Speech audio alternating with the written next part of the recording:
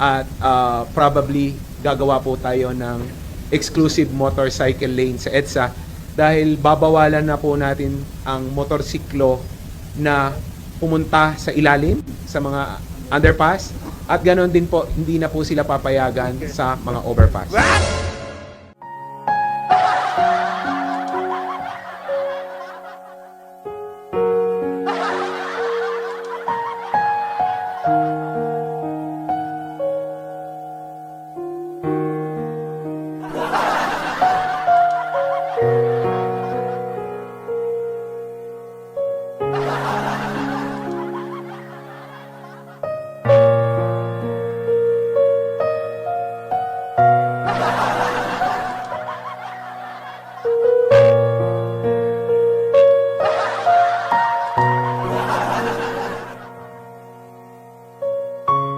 Dahil babawalan na po natin ang motorsiklo na pumunta sa ilalim sa mga underpass at ganoon din po hindi na po sila papayagan sa mga overpass.